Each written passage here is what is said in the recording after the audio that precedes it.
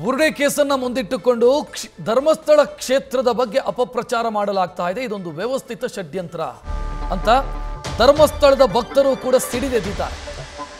ರಾಜ್ಯದ ಹಲವೆಡೆ ಇವತ್ತು ಪ್ರತಿಭಟನೆಗಳಾಗಿದೆ. ಚಿಕ್ಕಮಗಳೂರು, ಧಾರವಾಡ, ಮೈಸೂರು, ತುಮಕೂರು, ಕಲಬುರಗಿ ಇಲ್ಲೆಲ್ಲ ಕಡೆ ಇವತ್ತು ಪ್ರತಿಭಟನೆಗಳಾಗಿದೆ. ನಮ್ಮ ಧಾರ್ಮಿಕ ಭಾವನೆಗಳಿಗೆ ಧಕ್ಕೆ ತರುವಂತ ಕೆಲಸ ಆಗ್ತಾ ಇದೆ. ಹಿಂದೂಗಳ ಭಾವನೆ ಜೊತೆ ಕಿಡಿಗೇಡಿಗಳ ಆಟ ಆಡ್ತಿದ್ದಾರೆ. ಧರ್ಮಸ್ಥಳದಂತ ಪುಣ್ಯ ಕ್ಷೇತ್ರದ ವಿರುದ್ಧ ವ್ಯವಸ್ಥಿತವಾದಂತ ಷಡ್ಯಂತ್ರ ನಡೀತಾ ಇದೆ. ಕಿಡಿಗೇಡಿಗಳನ್ನ ಅರೆಸ್ಟ್ ಮಾಡಿ, ಸುಖಾಸುಮ್ಮನೆ ಅಪಪ್ರಚಾರ ಮಾಡೋರನ್ನ ಅರೆಸ್ಟ್ ಮಾಡಿ ಅಂತ ಧರ್ಮಸ್ಥಳ ಕ್ಷೇತ್ರದ ಭಕ್ತಾದಿಗಳು ಆಗ್ರಹಿಸಿದ್ದಾರೆ.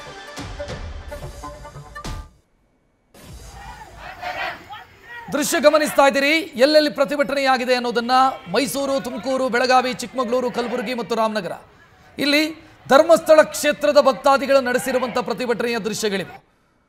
ಎಲ್ಲರೂ ಹೇಳ್ತಾ ಇರೋದು ಒಂದೇ, ಬುರುಡೆ ಕೇಸಲ್ಲಿ ಹುರುಳಿಲ್ಲ. ಆದರೂ ಆ ಬುರುಡೆ ಕೇಸನ್ನ ಮುಂದಿಟ್ಟುಕೊಂಡು ಸುಖಾಸುಮ್ಮನೆ ಧರ್ಮಸ್ಥಳದ ಕೀರ್ತಿಗೆ ಕಳಂಕ ತರುವಂತ ಕೆಲಸಗಳಾಗ್ತಾ ಇದೆ. ಹಿಂದೂ ದೇವಸ್ಥಾನಗಳನ್ನ ಟಾರ್ಗೆಟ್ ಮಾಡಿ ವ್ಯವಸ್ಥಿತ ಷಡ್ಯಂತ್ರವನ್ನು ರೂಪಿಸಲಾಗಿದೆ. ಇದರ ಹಿಂದೆ ಅಂತಾರಾಷ್ಟ್ರೀಯ ಪಿತೂರಿ ಇದೆ. ಹಿಂದೂ ಧರ್ಮದ ವಿರುದ್ಧ ಮಾಡಲಾಗಿರುವಂಥ ಪಿತೂರಿ ಇದು. ಯಾರು ಇದರಲ್ಲಿ ಇನ್ವಾಲ್ವ್ ಆಗಿದ್ದಾರೋ ಅವರನ್ನು ಅರೆಸ್ಟ್ ಮಾಡಿ ಅನ್ನೋ ಆಗ್ರಹ ಕೇಳಿ ಬರ್ತಾ ಇದೆ. 6 ಕಡೆ ಆಗಿರುವಂಥ ಪ್ರತಿಭಟನೆಯ ದೃಶ್ಯವನ್ನ ನೋಡ್ತಾ ಇದೆ.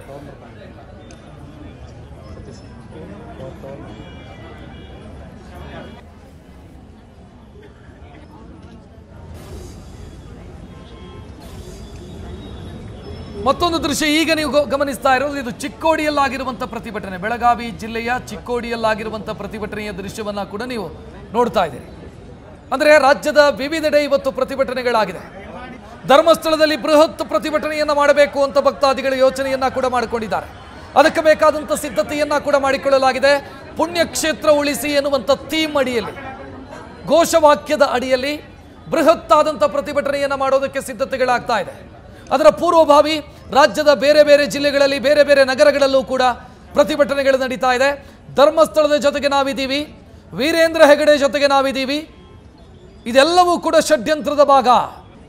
ಸುಖಾಸುಮ್ಮನೆ ಬುರುಡೆ ಇಟ್ಕೊಂಡು ಜನರನ್ನ ದಾರಿ ತಪ್ಪಿಸುವಂತ ಕೆಲಸಗಳಾಗ್ತಿದೆ ಅನ್ನೋದು ಭಕ್ತಾದಿಗಳು ಮಾಡ್ತಾ ಇರುವಂತ ಆರೋಪ.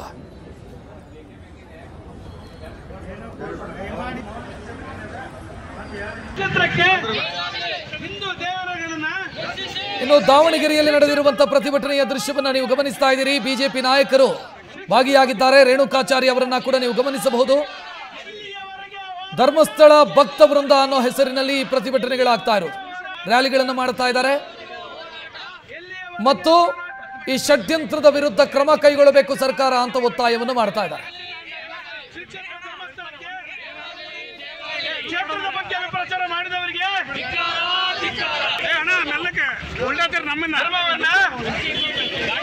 ಎಲ್ಲಿಯವರೆಗೆ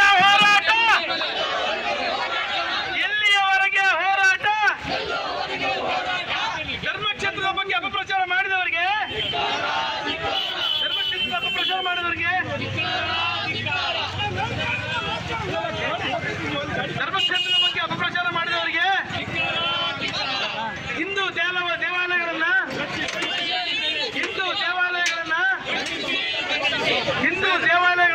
ಶ್ರೀ ಕ್ಷೇತ್ರ ಧರ್ಮಸ್ಥಳಕ್ಕೆ, ಹಿಂದೂ ದೇವಾಲಯಗಳನ್ನ ಶ್ರೀ ಕ್ಷೇತ್ರದ ಬಗ್ಗೆ ಅಪಪ್ರಚಾರ ಮಾಡಿದವರಿಗೆ, ಕ್ಷೇತ್ರಕ್ಕೆ ಹಿಂದೂ ದೇವಾಲಯಗಳನ್ನ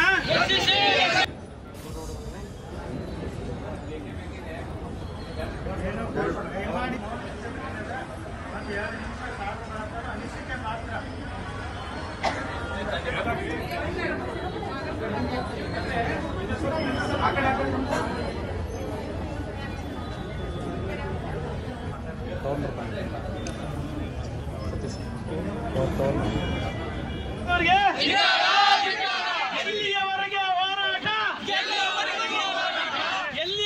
ಹೋರಾಟ, ಎಲ್ಲಿಯವರೆಗೆ ಹೋರಾಟ, ಶಿಕ್ಷಣ ಧರ್ಮಸ್ಥಳಕ್ಕೆ, ಶಿಕ್ಷಣ ಧರ್ಮಸ್ಥಳಕ್ಕೆ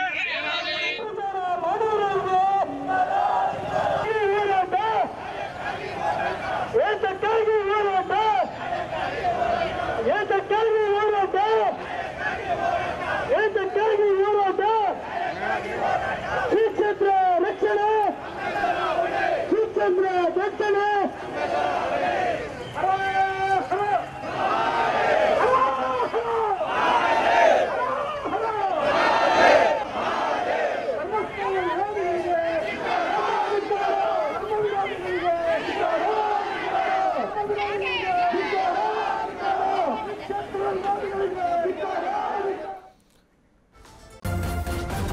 ನ್ಯೂಸ್ ಫಸ್ಟ್ ನಿರ್ಭೀತಿಯಿಂದ ನಿಮ್ಮ ಪರವಾಗಿ.